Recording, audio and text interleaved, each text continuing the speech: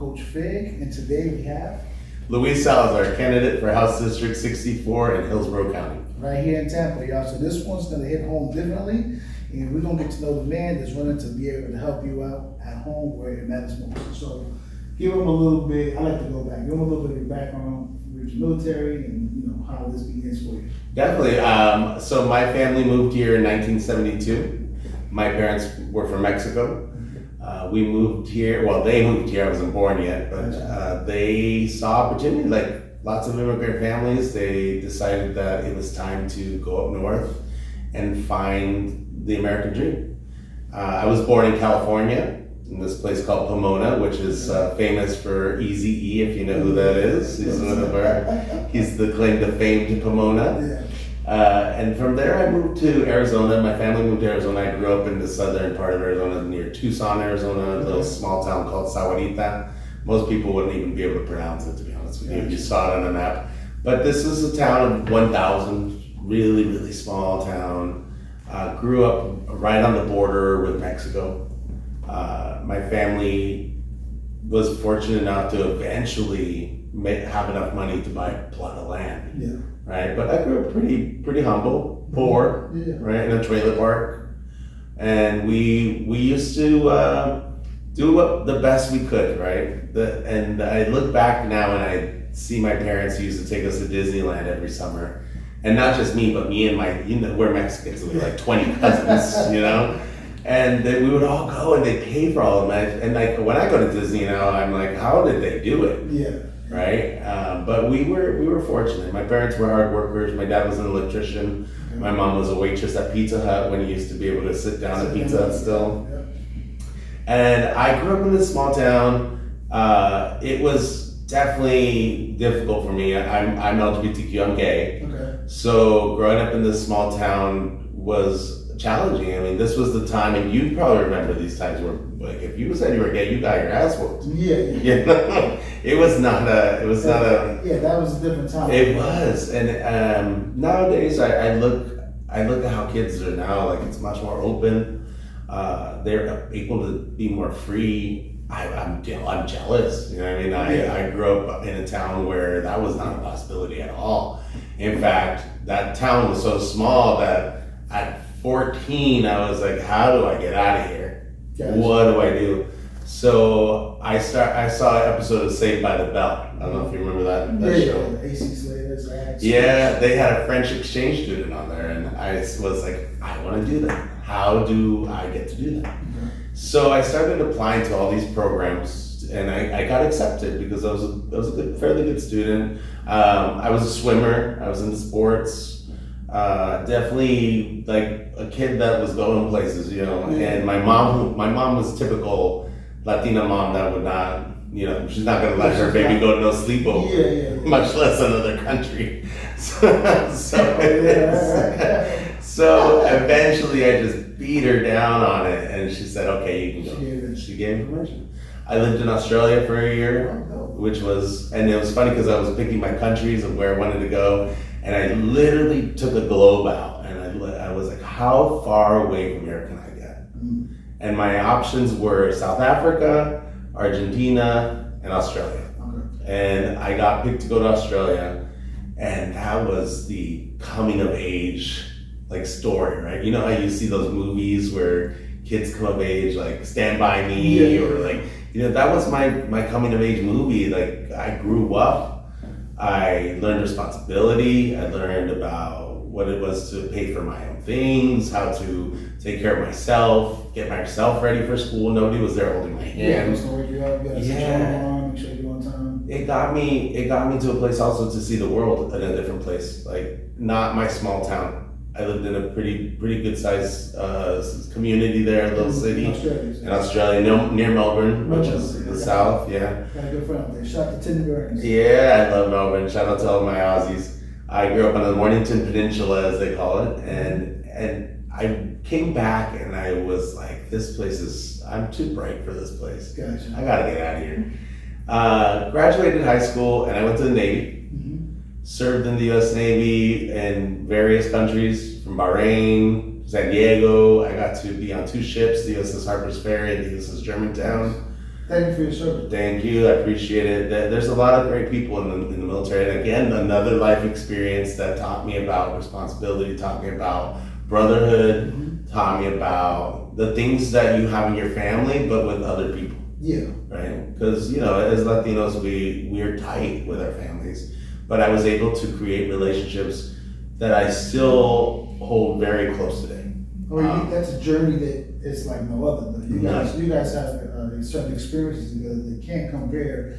So I always tell people there's a difference from family and relatives. It is. And throughout life, your family grows, not because you have more kids or more siblings, but the people that you bring into your life, eventually they become like family. It is. I mean, we have kids named after each other. We have been to each other's weddings. We've been there for kids' births. We've been through a lot of funerals now. I'm at the age where people are starting to go. Yeah. That seems to be the more frequent thing. So. Yeah, it's getting a little more frequent, and that experience really was for me to get money to go to school. That was my ultimate goal. I always wanted to go to college. My parents weren't able to afford it, and I didn't know what FAFSA was. I didn't know what any of those things were. Yeah. My parents didn't go to college. My mom and dad had maybe an elementary education. Gotcha. So I went to the Navy with the hopes of getting money to go to school. Gotcha. I got out of the Navy. It was some crazy times. I mean, when you're in the military, you see things, you experience things, you things I wouldn't wish on my worst enemy. Yeah.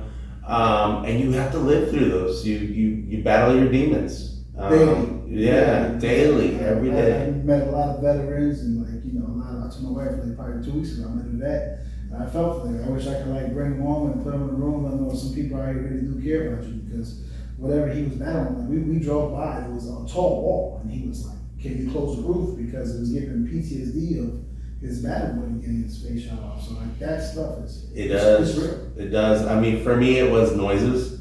Okay. I remember my sister had my nephew, his baby, and we were at a restaurant, and the baby was crying like normal. Like there's nothing odd about what was going on, but in my brain, it was the fight or flight, right? The noise was just so overwhelming that I had to get out of there. Gotcha. So, and it took a long time for me to get help, But those experiences make us who we are. Yeah. Right? Oh, your journey. It is my journey. It's made me the person I am today.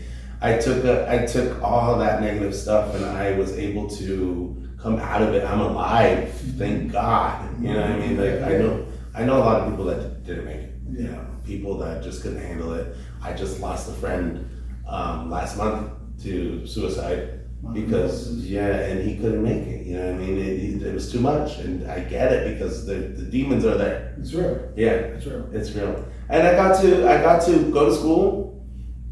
In school, I had an experience. I was walking to class one day. I went to school at Northern Arizona University, which is in Flagstaff. Yep. Shout out to the Lumberjacks. Shout out to Flagstaff. Once upon a time we considered moving to Flagstaff. Really? We did. What a small world. Yeah, we did. So. It is a cool community. It's close to the Grand Canyon and all that stuff. Lots of outdoors. They get just enough snow, but not too much where it overwhelms you. You know what I'm saying? Yeah. Summertime is hot, but not too hot. It's manageable. It is, and it's beautiful. And I'm glad I went there because I wanted the small college experience. It's a huge university still, but it's not the U of A. It's not ASU. Yeah. I could focus on studying.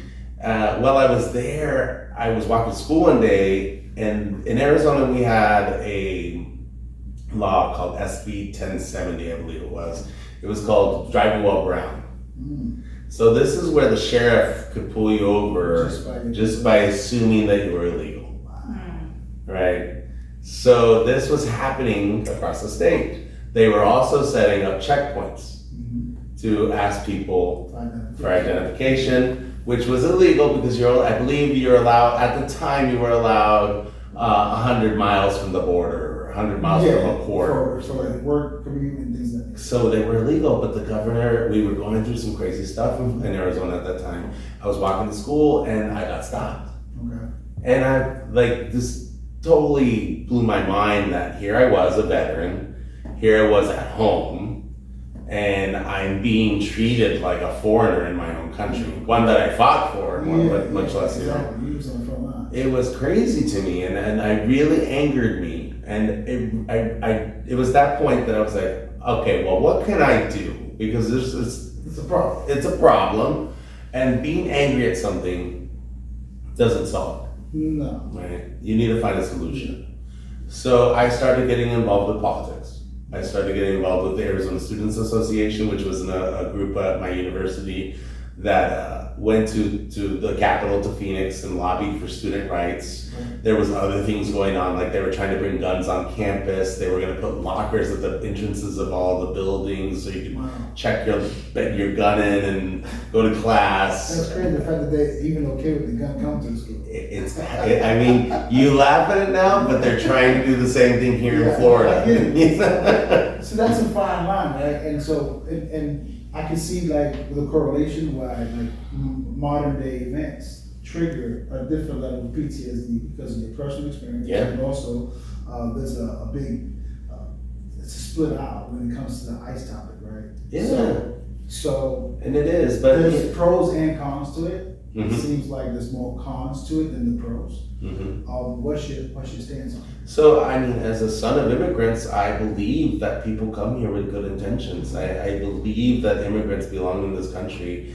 I am a product of immigrants. I am the American dream. I got to go to college. Yeah. Running for office. Like, my parents are gleaming with pride, and I haven't won anything yet, you know? No, you're winning at life. Yeah, and it is, and we have to recognize. I understand that there are criminals out there. I understand. So that's the other side of it. Yeah, there's bad people out there. We have to have a system that serves that. Mhm. That means bringing more judges on board. Yeah. You know, that means a process. I look at it from multiple fronts, right? And Mhm. so, how do you create a proper approach to get? Because it seems like the media likes to only highlight just a random rush. They sensationalize it. But they don't talk about, oh, we took 30 XY off the street. We, like, just recently, the sheriff's here in Florida, they just did a big sting, got, I don't know, like $2 million worth of Fentanyl, off the, meth, and all so we sorts don't of. get headlines for that. We do not, but it is. There has to be a rule of law. No, I agree, but I just feel like it's not a blanket, it's not bad, it's not 100% bad. It's not 100% bad, and what we see from the media is the bad because that's what gets ratings. It's money. Yeah. There's money. There's money there, yeah. And it is, but I also see in places like Plant City where we have migrant workers, of hardworking Latinos, hardworking Mexicans that are there picking our food that we eat every day. Like we can't treat those people the same as hardened criminals. No, I agree. They're literally picking the food we eat. Because to be honest, it's the jobs that That we don't want to do. naturalized Americans don't want to do. I'm gonna tell you right now, I'm not gonna go pick no fruit in the field. We're too It's- comfortable, we're too disconnected. Remember when we spoke about community. Yeah, And community is not there no more. community is gone. So now the problem is, I feel like we look at a group of people and we go, that's your role. Yeah. That's your role. And that's not the way it works. But we have to respect that role, right? We have to respect the role of these people that are, and they're just other human beings Absolutely. trying to get by with what they have. And so what happens is you get like a handful of, criminals, Mhm. and then everyone else gets thrown at top. Exactly, and we can't. And again, this is why we have to take a different approach. I feel I believe people do need to go stand in front of a judge. And if you don't belong here, if the judge says you need to go, Sure. then you need to go. And that's the fine. part, again, so that's the part where like the lines get blurred. Yeah. Because people wanna like, okay, like we got, by doing this, you stopping the process for everyone else. There's Correct. gonna be a lot of other people in front of that judge and go, okay, you've been here, you've been working, this is the process, XYZ, you might have to pay these fines, these penalties, and then you can go about your merry way. Yeah. But when you try to put a stop for the whole thing, now you create a problem for everyone else. 'Cause It now does. Everyone is being held in the same place. And a lot of what people don't see is politics at work, right? There's always things going on behind the curtain. The underfunding of the Justice Department when it comes to immigration is a major problem. The underfunding of education, the underfunding of the healthcare system, because there's certain powers at work that don't want these programs to succeed. So what do? They pull the money. Yeah. There's people that don't want nonprofits to succeed in our community because they feel it's giving away a handout. Yeah. Yet the nonprofits is the number one way policy gets distributed in a community. So we have to start choosing differently, right? Because that's what I see in my community. I see people with holes in the roofs of their homes from hurricanes that happened over 2 years ago. I see people standing in the food bank line. I've stood in the food bank line. I know what that feels like. I know what people are talking about in those spaces. I've lived that experience. And that's who we need to represent us. Right now, we are in a state where money and lobbyists control everything at the House of Power, which is in Tallahassee, the state house. There is no balance. If you want something done, it's a money game. How much money can you raise? Even running for office, I'm gonna tell you right now, I'm running for office and I'm running a decent campaign, but my competitors are raising more money than me. Therefore, they're seen as more eligible for the job. Yeah. Right? Because it's the dollar signs that they're looking The at. viability is determined by the dollars next to your name in the state of Florida. Well, across the country, it does. The country is basically, they just say money runs the world, so. And it doesn't matter. You could go out there and say, I have ideas to save people from poverty. In Florida, 1 in 5 kids goes to bed hungry at night. I have a way of working towards something to fix that. It's all up in the air until you get the dollar bills next to your name. Gotcha. And that's a problem. We need to get the lobbyists to have not as much control. Because I'll be honest with you, they're not going to go away. No. But there could be a more balanced system. Yeah. And that is going to take new people getting elected that aren't beholden to them, that aren't going to be their yes men. I've worked in politics now for 20 years. Like I told you, I started in college. And I've never held elected office, but I've held leadership positions within the party. I'm a member of the Democratic Party. I was the president of the Hillsborough County LGBTQ Democratic Caucus. I'm vice president of the Florida LGBTQ Democratic Caucus. I was a DNC delegate to Chicago. I got to go see. Yeah, I seen you was on a couple different campaigns. Yeah, a lot. I worked on several campaigns. I had a lot of titles that paid no money. Yeah. You know? But it builds you up. It builds you. And it gives you the credibility so you can be in a position to do it today. It is. So I like that you go on boots on the ground. Absolutely. Because everything else is on Instagram, Facebook. I respect that you're going boots on the ground and you're going to the community that you identify with the most. So how do you bring that together? So the cool part about me is that I have feet in several identities, right? Yeah. I am a veteran. I am LGBTQ. I am Latino. You're I'm American? from American. I'm first generation. I am a college student with student debt, or a college graduate with student debt. So that has allowed me opportunities to be in several spaces many times. Yeah. And my work in this community has been to help people find resources so they could live better lives. It's not just the LGBTQ plus community, because poverty affects everyone. Yeah, that's the truth.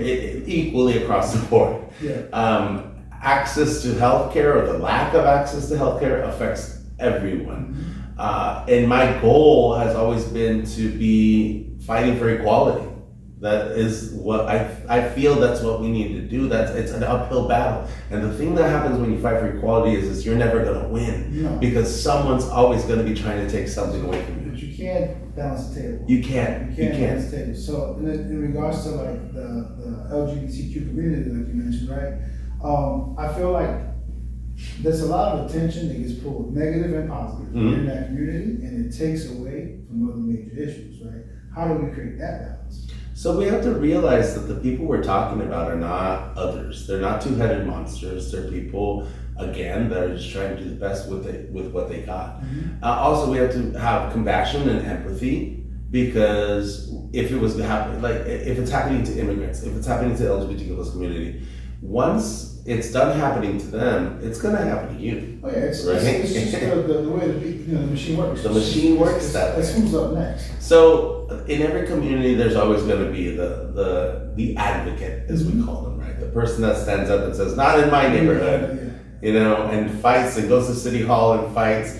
We here in Hillsborough County, we fought a curfew. There was a shooting. my friend's son, I became friends with this person because of this situation. Okay. Her son was killed in Ybor on Halloween, and it was very tragic.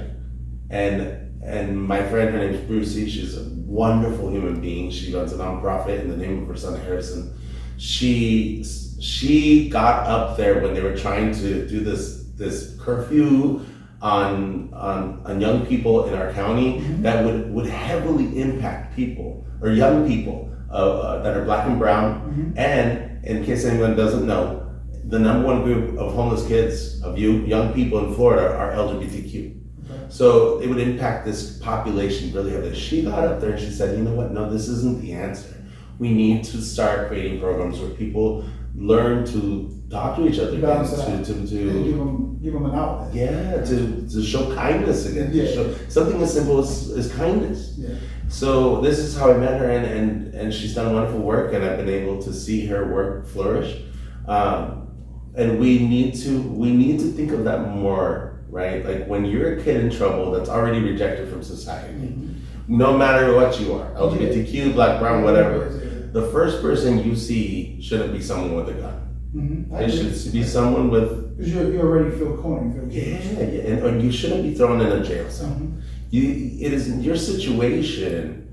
Even though you might be somewhat responsible for it, is not going to be solved by throwing you behind bars. No, I do understand the reason behind curfew. Yeah. You know, we also can't allow individuals to run around and vandalize and do what they want in the morning, right? So that's realistically what triggers the curfew. Correct. Now, I agree with you. How do we deal with it? So that's the middle ground, right? What's the solution, right?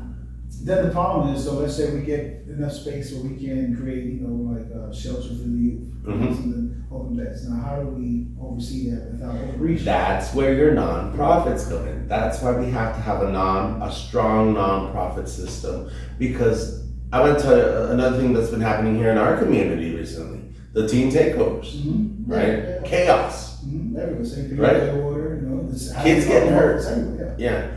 The Tampa Police Department, and I probably won't be very popular for saying this, but I believe the Tampa Police Department did the exact thing that they needed to do. They partnered with the nonprofits to provide a safe space for young people to come and be able to be young. Yeah. We were young. I used to sneak out of my house all the time and go party. I'm not gonna lie to you. Yeah. And it's hypocritical of us to say that didn't happen, right?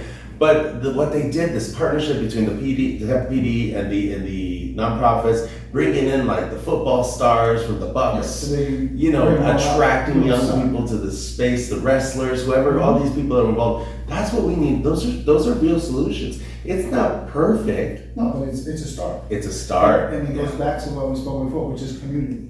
Back when I was younger, you respected the police officer.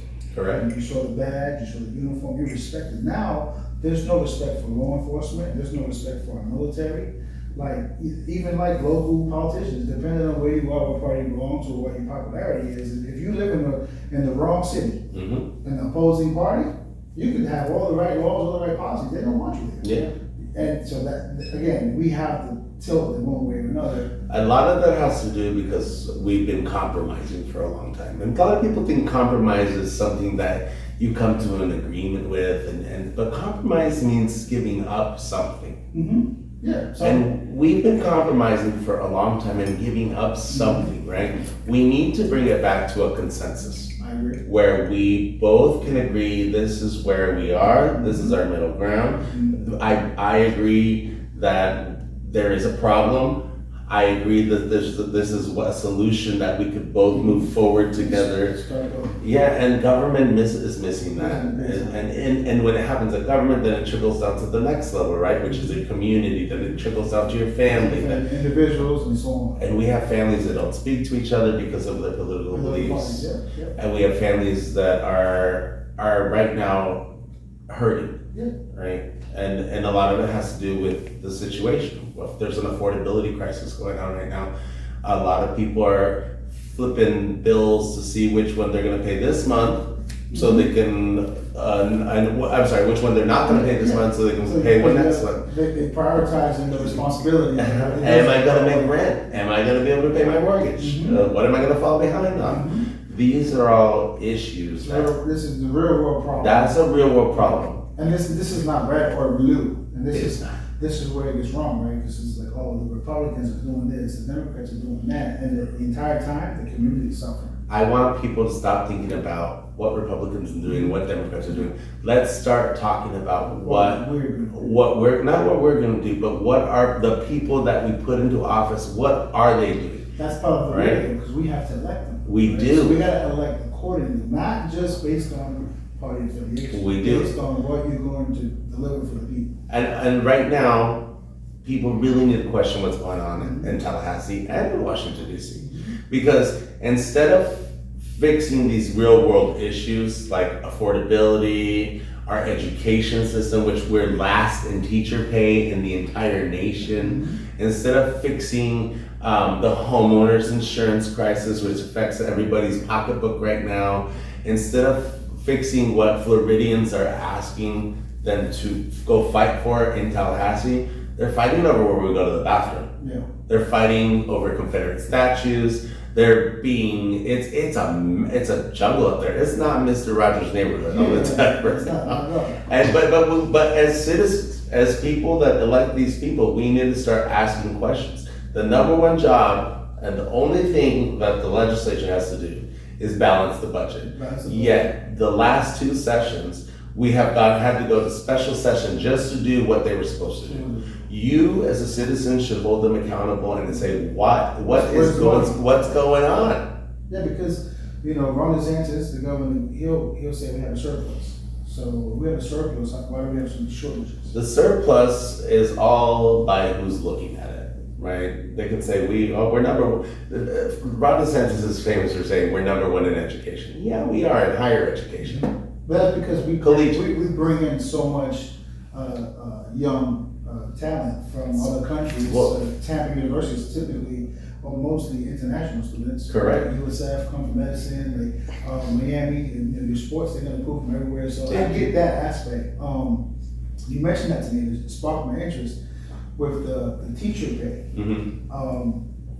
How do we get to that? Because from what I found, I think DeSantis is just against the unionization of the teachers. How does that really work for the curriculum? Because I think it's like, I understand the teachers need to get paid. I've said in other episodes, teachers should get paid more, doctors should get paid more, police, fire. I want you to think about it as education or the educators that we bring in as being competitive. You want the brightest, you want the best, it's going to cost money. No, I was saying this, right? So I'm from New York originally. Yeah. So I've seen both markets. I've seen the big market, small market, and all of the above. And what I feel is wrong with and I could be wrong. What's wrong is that it's just a job. No one is like, I remember like my teacher back in the day, they were passionate about what they did. They stayed extra with you. They did. Whatever you need, they make sure, hey, they came to you, hey, do you need help with this? The teachers are like, they're on their phone. You have teachers, you have teachers in Florida that are having second or third jobs that can't afford to rent a home. No, I agree. Right? But that's in many other industries too, though. Yeah, and it is across the board. It is across. But these are the paramedic doesn't make no money. But these are the people in charge of your kids. No, I agree. But a paramedic's also in charge of your life from the incident to the hospital. That's what we have to look at for, right? Well, we need to find the balance. I think we need to get the right individuals. You bring talent. You go to school and you got your associates and now you can show up to school and go, hey, I'm a teacher. And well, not in Florida. To be honest, in Florida, pretty much, if you have military service, if you're that's what waters it down so bad. Yeah. Right? So I'm just saying, before the standard was at least an associates. And correct. You can come and be a teacher. Now it's like, okay, what we need is a babysitter. Someone's going to sit in the classroom. That needs to change. That needs to change, right? So how do we do that? We need people that are actually going to fight for public education. But how do we incentivize that? You incentivize that by actually giving teachers a living wage. The governor right now has declared war on the teachers union. Yeah, on the right? union. On the union. Not the right? teachers. Where I feel like that's a fine line. it is a fine line, but those are the people that negotiate wages, that negotiate Yeah, contracts, I you know? As an independent contractor myself, though, I'm not a big fan of unions. I worked in a union in New York, and I see the pros and the cons of it, but the union is not really for everybody. It isn't, but for groups like teachers, nutritionists, you know, it is you create. There's a benefit. There's a benefit for working class people with it. Having health insurance is one of them. Having someone to back you up when someone doesn't want to pay your job. When you get fired, helping you find another gig, right? Yeah. These are all beneficial. For young people, we have an infrastructure problem in this country. And instead of facing it and helping young people get trained to be your electricians, your plumbers, all these jobs that are paying really good money. Yeah, it's a 6-figure industry. Really I good speak about money. on podcast. I have a segment, Big Money Mondays, and I try to tell people there's so many other ways you can go to make 6 figures. It is. But everyone wants Unions are doing this right here in our town. IBEW. It's not the sexy job. It's not the sexy job, but you will live a great life. Great life, yeah, good, yeah. And you'll be able to afford a home, have 2 cars, take your family to vacation to Disney once a year. The unions are providing this, but we fight them every single corner because we're at the right to work state.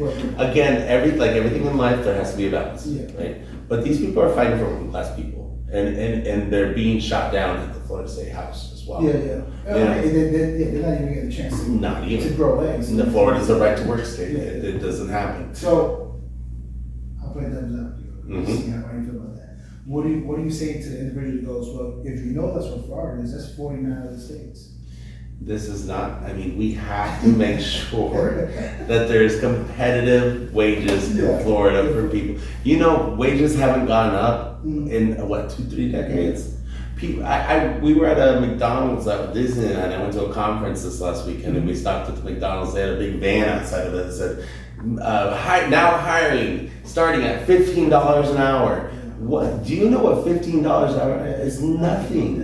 You have to be making $25 to $30 an hour to afford to live in the city, and that's barely making it. That's really just to get you your day-to-day. The issue with that is that word inflation comes back. Because if you raise everyone's minimum wage, now your gallon of milk is $10.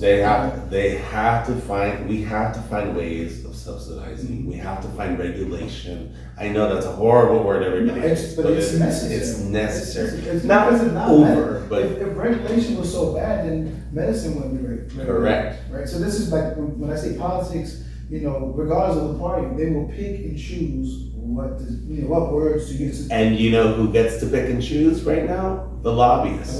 Not you, not the citizen. The lobbyists. So how do we, even with politicians in general, I feel that everyone should term out. If the top seat, which is the president, right, can only have 2 terms, I don't think that Congress should be able to sit in there. In Congress, I agree, there should be term limits. Absolutely. We got people that have been in there before I was born. It looks like a nursing home. It's insane. Yeah, right? it's bad. I think when they're on TV, I'm like, are we watching church right now? And the feeling behind, I'm truly grateful to all those leaders for everything they've done. But it is time for some new blood. And so we agree on that. Yes, absolutely. I guess they get the final say, though, right? If there's such a change, we should have the final say. I agree, but right now, the way it is right now, they do. Because of power, because of lobbyists, because of money, because of Citizens United, because of all these things that have been put in place to keep them there. And we should question them. We should ask our elected leaders. The problem a lot with it too is not a lot of people are interested in it. They just want to go to work, right? So you don't have time to call Kathy Castor, to call your elected official, or to call whoever your congressperson is and say, what's going on? That time is costing you so much more time. Yes. That 15-minute phone call is costing you 5-10 years down the line. If everybody in this community were to call, let's just say we wanted more fire trucks or we wanted more firehouses. If everyone in our community were to call city council or your council member and be like, hey, there's a problem in my community, I don't have enough fire trucks. If they got 1,000 calls, they'd be like, whoa, something's going on. Like, we need to get more fire trucks. I'm glad you said that. What do you have off the top of your brain, 1 to 5 things that you feel we can get a push that would impact our community better? So right now, we need to find ways to battle the affordability issue. One of the major issues, and it's not sexy, is homeowners insurance. We need to find a way of lowering it. Right now in Tallahassee, there is a catastrophic fund whenever anything happens, like a hurricane, where they're supposed to use that money to help people to get back on their feet. But they use it to bail out the insurance. Yeah. Not the people. Not the people. So that's a problem. That's a problem. So housing, right? So affordability in housing needs to go down, or we need to find a way to really bring that to a place where you can afford it, right? Yeah. So there's a saying. Cap, because something needs to happen. There's a saying. Right now, everything is just. It's out of control. It's gonna pop. There's a saying right now. If the builder of a home can't afford to buy the home that they're building, then there's a problem, right? So we need to send people right now to Tallahassee and to Washington D.C. that are younger. That's who's really going to impact. It's their world we're living for. I tell people all the time. So we're essentially, by abandoning them now, we're abandoning our future, because they're the ones that got to. It's being greedy. You're being greedy. You don't want to let go of power. Power is like a drug. It is. It's that you never want to let go. And attention and all that. People just can't get enough of it once they get a taste of it. It is there, and so we need to learn. And the definition of a good leader is knowing when to bow out. Right. That's why if there are no term limits, you should be like, you know what? I've taken this to the apex. It's been 4 years, 6 years. It's time to give somebody else a shot. Yeah. But that's not happening. There's meant to be a system where we as the people get to make decisions.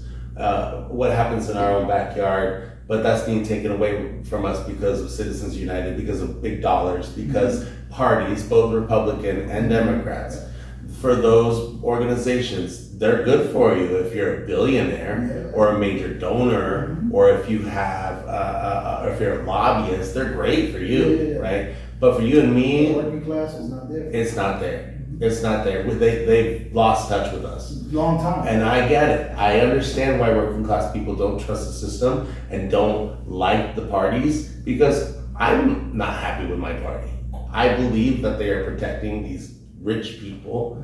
I believe that their main concern is paying their salaries, not putting people first. I believe that we need to change that and take control back of our party. I'm a Democrat, so I would say I want to take control back of my party. It is the party of the working class. We need to defend the working class. We are the party that we're the party that brought Social Security, Obamacare. We bought all these beneficial things in society, yet we never talk about it, right? Yeah. We have been able to bring people's life just a little bit higher on the scale.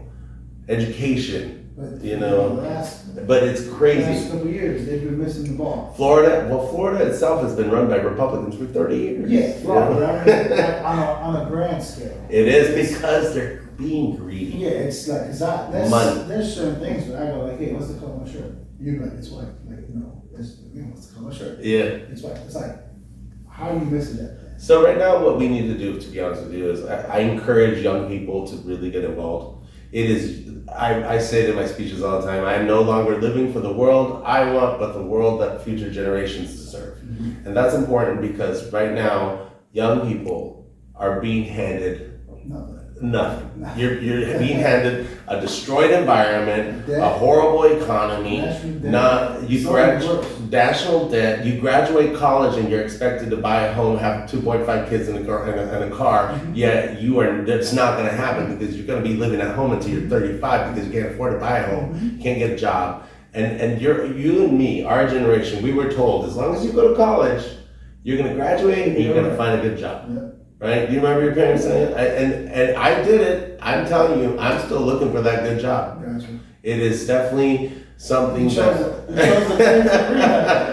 a crazy arena. The arena it is not a friend. I'm telling you, politics is not Mr. Rogers. It It is. Yeah. People come after you for everything. How do you deal with that?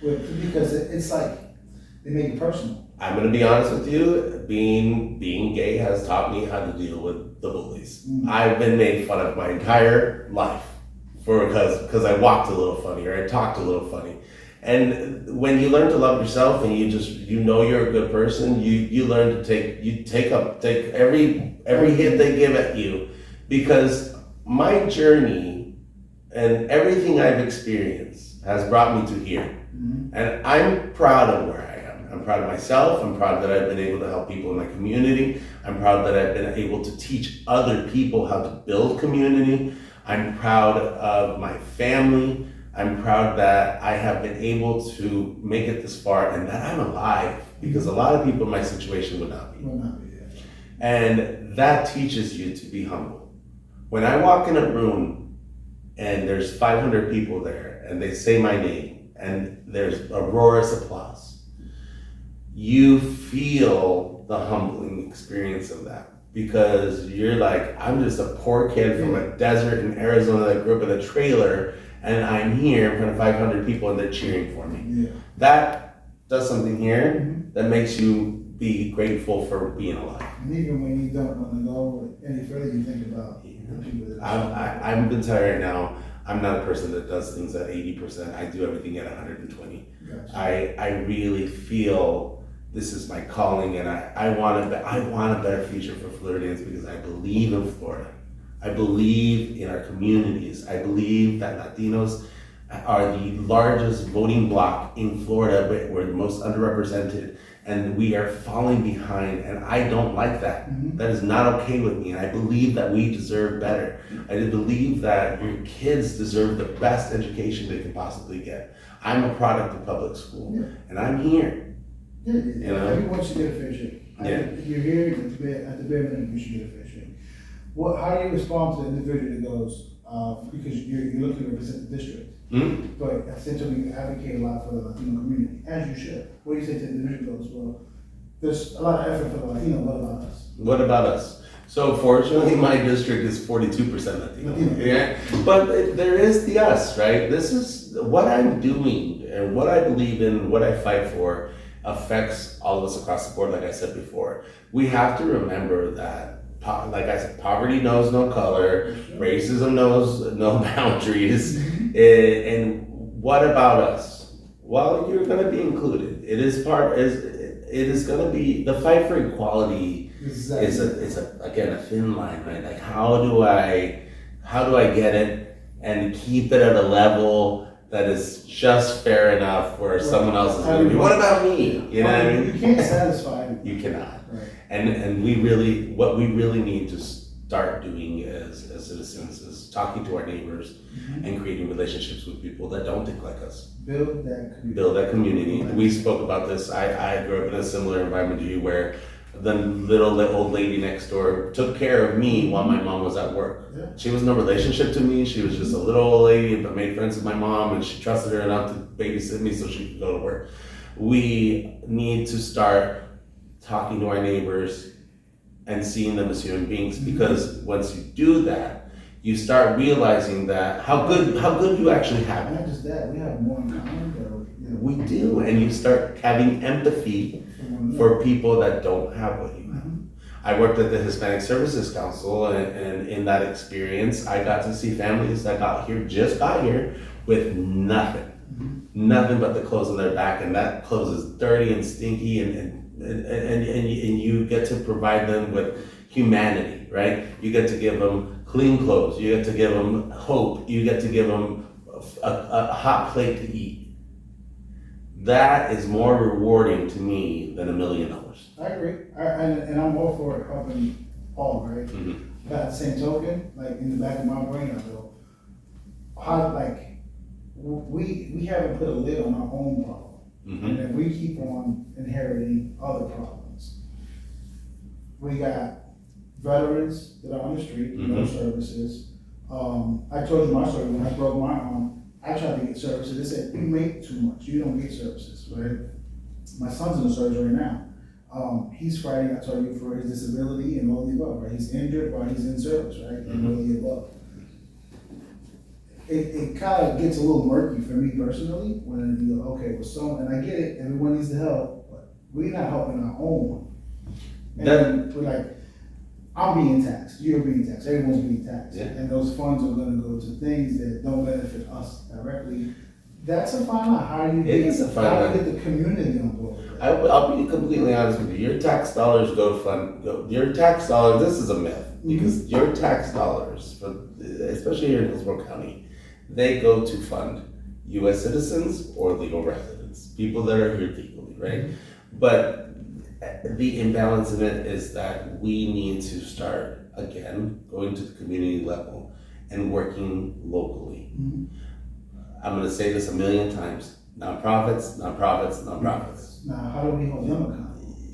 There is regulation, right? Too many times, you go, well, look what, this person took this much. That's why you have to have rules. You have to have nonprofits, right? The good nonprofits, the ones that get money, they have to show progress. They have to give a quarterly report. They have to show that what they're doing is actually beneficial. So why are you defunding someone that's doing a good job, right? The nonprofit sector in the U.S. and in Florida in particular, especially small nonprofits, they're even though the money's being taken away, they're working miracles with pennies, right? Because they care. They care about the community. We need to make sure that they have the resources they need. They are able to hire people with living wages, which is not $15 an hour. Especially when you're in the field and you gotta go out there, you need a little extra. There are benefits that do help you pay back your student loans if you work for a nonprofit, which is great. You're giving back. We need to encourage people to find these spaces and educate our community. Hey, there's this nonprofit that helps you with XYZ, getting your roof fixed. That's the problem. There's a lot of money sitting there, the people don't know it's there. Correct. Right? Yeah. And so that's another thing I feel like we need to do better because you can offer all the help, but if I'm not running in the same circles, I won't know that you're offering the help. And then I'm too lazy to go, hey, who's what's going on here? Right? Wait, where do I sign? And then I get mad. I go, wait, you had that the whole time and I need it, but like, dude, how much more can I do? So at some point, we do gotta hold ourselves accountable for not doing our due diligence as well. Exactly, and I want to be perfectly clear that as an elected official, and I've known many of them, you're not a miracle worker. You literally, in your time in office, are gonna probably get a handful of bills passed, and you're gonna pick one mission. My mission is gonna be affordable housing. My mission is gonna be helping child hunger. And you just hammer away at it, right? You hammer away at it until you get some laws passed, right? To bring a change to that issue. Because the issues are many.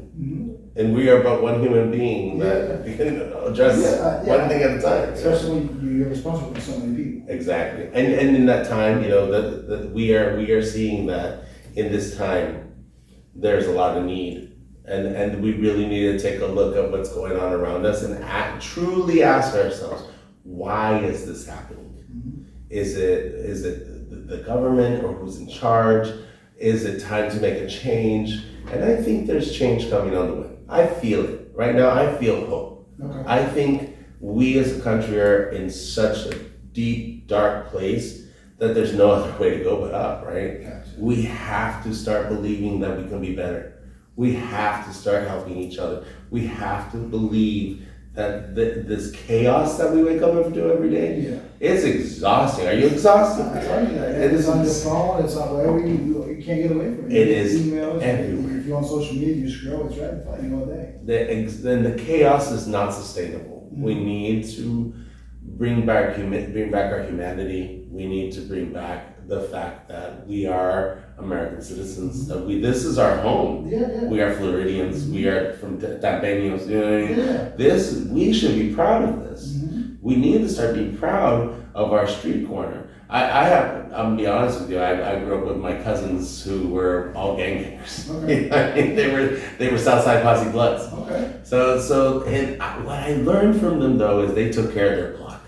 Take care of the neighborhood. They took care of their block. There was no crackheads. There was no drugs. There was no on their block. It was clean. And I just took a call yesterday from a good friend of mine. My son was listening, and we're grown men now, and I was just telling him, like, giving him his flowers in real time. I remember, being young and just kind of following him around, and even though he was up to no good, he made sure that I didn't get into Yeah. And he took My cousin was the same. I was a good kid. It was like, nah, this is what we're doing. You're not doing this. No. But they took care of their people. Yeah. They took care of their block. And now it's not that. I don't think we need to take it to an extreme of what they took it, but we need to take care of our At block. some point, we gotta show some sort of force. Yeah, go walk your block. Go walk people your block. there's a presence here, Clean it up. I'm of that mindset, it doesn't have to be my kid. If there's a kid and there's an interaction between the adult, I'm trying to make sure that kid is alright. Yeah. Right? Because you hit on something that I wasn't aware of. The state of Florida is actually number one for kid abduction, right? Child We have the number one I believe this area here that we're in charge. trafficking. Human trafficking is number That's one. insane. So for a long time, based on reports that I read, I was always under the impression that it was Texas because the hub is right there. Mhm. And then when I think, I was like, oh wow. And that makes sense. But every time you drive on the highway, there's an Amber Alert. Amber Alerts, and why do you think the sheriffs are doing so many stings? And that's why Because I support law enforcement. Yeah, 100%. I do too. I think I'm of the mindset. It's my car. It's insured. Pull me over. Like, here's my license. I'm fine. It's the criminal that doesn't want the police behind them, Yeah, law enforcement is, and I began with a complicated relationship with law enforcement. Yes. Because as a young kid, the cops are the first person you see when they're taking away your family. Mm-hmm. And I grew up not having a very trusting relationship with it, but that has evolved because I've seen here in Tampa. Mm-hmm. I know people criticize the Tampa Police Department, the Sheriff's Department, but I've seen them do really good things. And I've seen their compassion, and I've seen their honesty. I've got to meet them and know them by first name. Yeah. Chief Bearclaw is a great man, and these people really believe in our community too, and they want to keep you safe. They have a real presence. They do, and I really think that relationship needs to change because the first person you should be calling when you're in danger is a policeman, or if your house is on fire, a fire truck. And I say it all the time. There's a lot of hypocrisy. People go, defund police, F police, I don't like police. But when emergencies happen, you're not calling When police. you need them. If your kid goes missing, you're not like, where the homies are. Let's go. We need the law enforcement. And that's just the reality. So there is a high level of hypocrisy, and typically that comes from, unfortunately, our communities are like the leading ones that give out that energy. That's And a trust we need those thing. resources the most. Yeah, right? then that's a trust thing. The TPD does a wonderful program where they come debrief in your driveway. This is the guy walking the beat. He's there every day. Yeah. He's there every day. He knows your face, he knows your name, he knows the neighborhood, he's there for you. Absolutely. Yeah, they're there. So I'm gonna put it out there, right, and say, do in your district, right? This is your time, let them know exactly what it is that you're gonna deliver for your people. Absolutely. So I have always lived my life as a community service, a person that has been doing the work on the boots on the ground, because I truly believe that when you do good things, it's not just a photo op. It's actually picking up the shovel and building the house too. And so when I win, I'm going to be that person that's in my community, bringing resources to it, having the backpack drives, having the opportunity to meet with constituents. I want my constituents to know who I am by my first name. I want them to know how to get in contact with me, and if they're in trouble, I want to help them. And I mean that. It's not. I'm just not saying it for to get votes. It's important for your legislator to be a public servant. I will be helping other people get elected that will be doing the same work as well, because the job doesn't end with me just getting elected. We have to bring other good people to office. And we have to bring people that know the difference between paying the electric bill at the end of the month and having to make the choice of paying rent, right? So we need to have representation in Tallahassee of people that are willing to fight for people, fight for their communities, fight for their grandmas, fight for their kids, fight for other, the whole building, everybody. So we need to go in there. Right now, the number one thing that we're talking about in Florida, Again, homeowners insurance, housing, public transportation here, bringing funds to this area. That's going to be your city council or your county commission. But we need these things. These are things that all of us use. Especially with the growth of the city. This The is city's growing really fast. it's great. We have flooding. This is a hurricane state. We're getting all the folks from the north, and even California. A lot of people, a lot of money came down from New York. A lot of money, went to Texas, Tennessee. So it's like it's interesting to see, how every state is handling that. In Florida, for the most part, we're getting hammered because everyone's going to Miami, Tampa, and Orlando. We're growing. This area alone is growing exponentially. It's insane. So, but I want people to know that I will be a champion of the people. I've been doing it my whole life already. Yeah. This just seems natural as the next step. Yes. This is the next step of advocacy. That's great. Let the people know where to find you. So you can find me at voteluis.com, voteluis.com, and when you go to my website, you'll be able to find all my social media pages on there as well. And remember, we have a primary August 18th. Please go vote. Get your family to go vote. It is insane to me that we don't recognize how important this is. Voting is something that many people have died for, many people have fought for, and we need to remember that it's our civic duty to do so. I always find the person that doesn't vote complains the most. They do. Right? They do. I'm like this. I'm like, did you vote? No. I had an auntie tell me one time, she said, because I told her I was a young kid, I was like, I'm never gonna vote, such a waste of time. She's like, well then, the person that doesn't vote really doesn't have a say in what happens. Yeah. And it's important. I mean, I got heavily involved. This world is not for everyone. I'm going to tell you now. I got heavily involved, and I've seen behind the curtain, and we need to change some things. We need to take money out of politics. We need to put people first. We need to make sure that our parties represent us. In the Florida State House right now, just before we leave, that I want people to know there are 34 Democrats. Of those 34, only 2 of those are Latino. One's going away and the other one doesn't talk to the party. Wow. So that's a problem. That's a big problem. Right? We also have a lot of representation that are really good fundraisers. Question. Is it the same imbalance with the Republican Party? No. Oh. There's more Latino representation in the Republican Party. That's interesting. Yeah, and it has to do a lot with where we live. There's South Florida. There's a lot of Cuban population down there. A lot of Republican. They're very Republican, more Republican. But it's not working right now. Whatever's happening right now, it's not working. It's definitely broken. Yeah, it has to do. People have to recognize that, because when your kids are starving, or you can't buy a backpack for your kid, you have to be asking yourself, why is gas $5 a gallon? Yeah. You have to ask yourself, what are the workings with you? Yeah, but visit my page, please. I've always been about community. It is my life, and I care about people. I sincerely do. I got that from our conversation. I felt like your energy was genuine, but I knew you was on your way to an event. So I was like, I'm not gonna speak to you about a podcast while you're on your way to an event, right? You're in your zone, everything locked in, you got your card, and then I reached out. And I appreciate that. You reached out to me directly, and I appreciated that as well, because some people go, they say I'm a man of the people, and then people reach out and they're like, get out of here. No, you have to be accessible. Yeah. The fun part about being a politician, and it's one that's the least that they're held to, is they're not held accountable. We need to hold our elected officials accountable. We need to demand answers to questions. Why are we not fixing the budget? Why is that not a priority? Why are the roads not getting fixed? Go to your county commission and start asking that question. Because again, we have this surplus they talk about. Where's the money? Where's the money? Show me.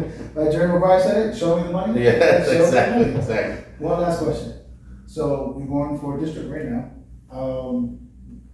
Long-term vision for you. Do you see yourself climbing the ladder, mayor, governor? Absolutely. So I believe that I am just a ripple in this effect, right? So I want to go to the Florida State House. We are term limited to 4 terms, but what we're not doing is creating, we're not being good mentors right now. Yeah, we're not bringing someone up and being like, let me show you how to do this, right? So that's my goal. My goal is to go serve in the Florida State House And right now, we just got to get through the primary. Yeah. That's the big thing. We got to get through there to be able to be there. Okay. And so going there, serving, teaching someone younger than me how to be a leader and how to follow my footsteps. We need that. Gotcha. Because otherwise you get people that are there for 40 years. Oh, yes, yeah. Nothing gets done. Nothing gets done. People get comfortable, money starts flowing, you start getting rich, and all of a sudden you forget where you came from. When you wake up in silk sheets, it's hard. Yeah, it's hard to look back, right? I eventually, and looking to the future, I've always contemplated I would like to go to Congress one day. That's the next step. This is how people do this. You usually start at the lower office and then work your way up. Get your feet wet, learn the system, learn how to get bills together, how to negotiate with people, and then move on to the next level. That should be the goal of everyone in the Florida State House. Right? Not to live there, but to move on to something higher. And to let young people get their start as well. Gotcha. That works. Well, I know you got another meeting. I do. I just kept watching the time. I want to make sure we don't go over. I want to thank you for your time again because I know you got a lot going on. No problem. Thank you for being here. I appreciate you bringing your family, and we get to spend some time together and talk about Florida. There you go. So have a good day. I'll keep my eye on you closely, and I'll do my part. So Thank you. Push people. And please go vote. It's the most important part. Hey, I was checking your website. You do like community events and stuff. So yeah, come visit us. We're doing our campaign party on the 18th at Katrina's on Howard and Main. Okay. It's a Mexican restaurant, so please come out and have some food with us and celebrate. All right. Have a good day. Thank you.